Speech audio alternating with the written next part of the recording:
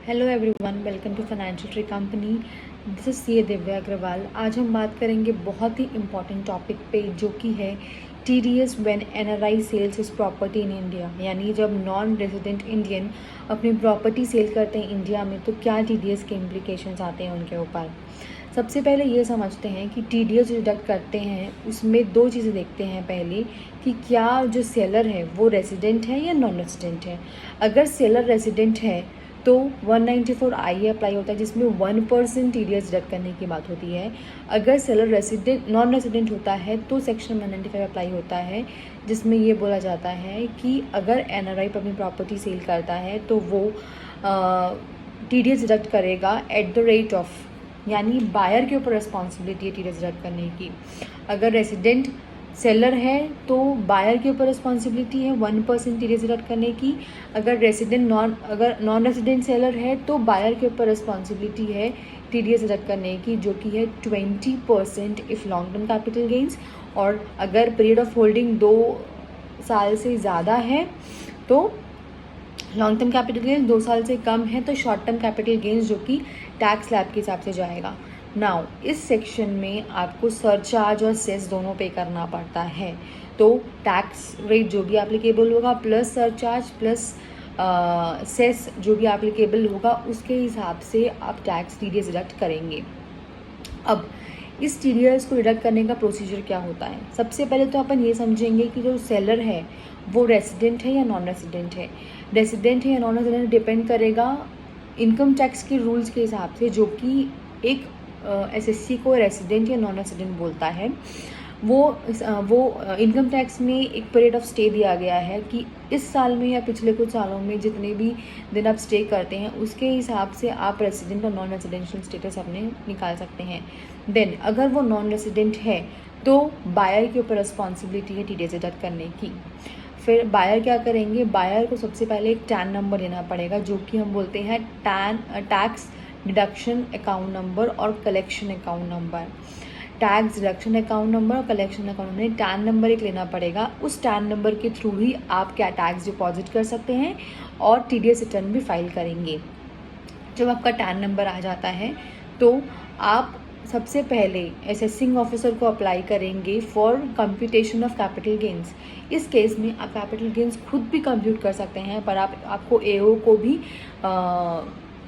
Capital gains compute करने के लिए देना चाहिए, जो कि फॉर्म 13 में जाता है। यानी आप फॉर्म 13 में AO को आप फॉर्म 13 के थ्रू AO के पास जाएंगे कि मुझे मेरा कैपिटल गेंस कंप्यूट करने दीजिए। आइडियली कैपिटल गेंस पे TDS डिडक्ट होना चाहिए, बट अगर आपको असेसिंग ऑफिसर से, यानी आपके जुडिशनल टैक्स ऑफिसर है, उससे आपको लोअर डिडक्शन ऑफ टैक्स का सर्टिफिकेट मिल जाता है, जो कि फॉर्म 13 में हमने अप्लाई किया है, तो ठीक है। नहीं तो आपको सेल कंसिडरेशन में, यानी जितनी भी ट्रांजैक्शन वैल्यू है उस पर TDS डिडक्ट करना पड़ेगा।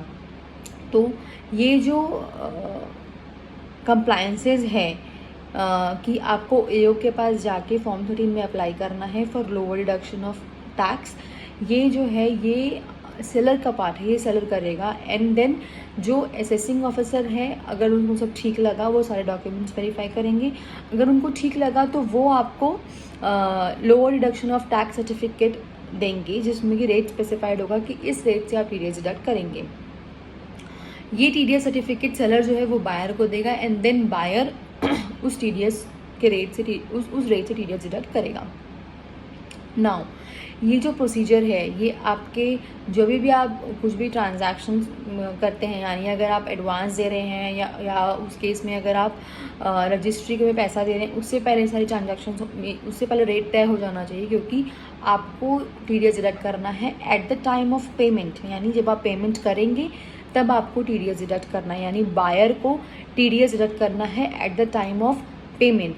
और इस TDS को डिडक्ट करने के एंड ऑफ द मंथ के अगले नेक्स्ट मंथ के 7 तारीख को, यानी 7 तारीख तक ये TDS आपको गवर्नमेंट के अकाउंट में डिपॉजिट करना है। इट मीन्स कि अगर आप 21 अप्रैल 2022 में अगर आप 21 अप्रैल 2022 में TDS डिडक्ट करते हैं तो आपको 7 मई 2022 तक TDS जो आपने डिडक्ट किया है वो डिपॉजिट करना पड़ेगा गवर्नमेंट के पास में। और एंड ऑफ द क्वार्टर जब TDS डिडक्ट किया है, यानी आपने अप्रैल में TDS डिडक्ट किया है, तो इस क्वार्टर का एंड होगा अप्रैल मई जून, यानी जून। Within 30 days from end of the quarter, यानी जून के 30 डेज के बाद 30 जुलाई तक आपको रिटर्न फाइल करना है, जो कि होगा 27Q। यानी बायर के ऊपर ये सारी लाइबिलिटी है कि उसको TDS डिडक्ट करना है, टैक्स डिपॉजिट करना है और रिटर्न्स फाइल करना है।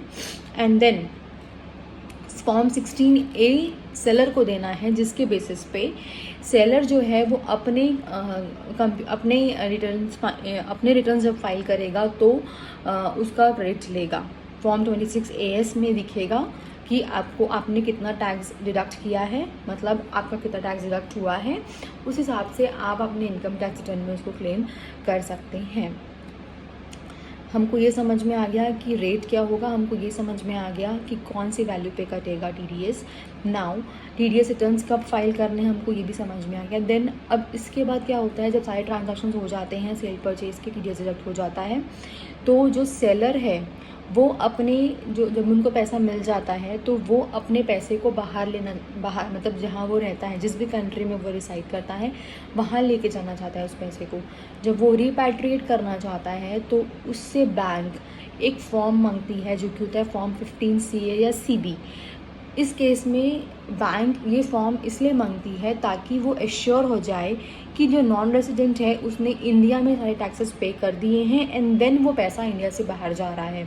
तो ये पैसा जो है, ये जो सर्टिफिकेट है, ये एक CA आपको प्रोवाइड करता है कि इसने जो भी यहाँ पे ट्रांजैक्शंस किए हैं purchase and sale of properties में, उसके रिलेटेड सारे TDS डिडक्ट हो गए हैं और गवर्नमेंट के खाते में पे हो गए हैं, और वो सर्टिफिकेट मिलने के बाद बैंक आपका पैसा बाहर ट्रांसफ़र करता है। ये सर्टिफिकेट्स आपको CA से मिल सकते हैं। अब ये होने के बाद सारे ट्रांजैक्शंस लगभग कंप्लीट हो जाते हैं।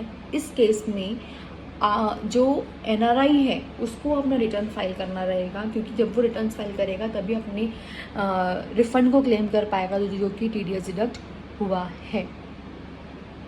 ये जो सेल ऑफ इमूवेबल प्रॉपर्टीज़ में जो TDS के ट्रांजैक्शंस होते हैं, ये थोड़े से क्लमजी होते हैं, यानी इनमें बहुत सी चीज़ें देखनी पड़ती है। सबसे पहले तो आपको AO से वो सर्टिफिकेट लेना ही बहुत बड़ा टास्क है। कई बार AOs के पास से हमको वो सर्टिफिकेट मिल ही नहीं पाता, जिसके कारण से हम हायर वैल्यू पे TDS डिडक्ट करते हैं और हमारा जो रिफ़ंड है वो बड़े अमाउंट का आता है। In that case you must assure कि आपने अपने रिटर्न्स फाइल किए हैं और आप इनकम टैक्स रिफ़ंड क्लेम कर पा रहे हैं। होप आपको वीडियो पसंद आया होगा।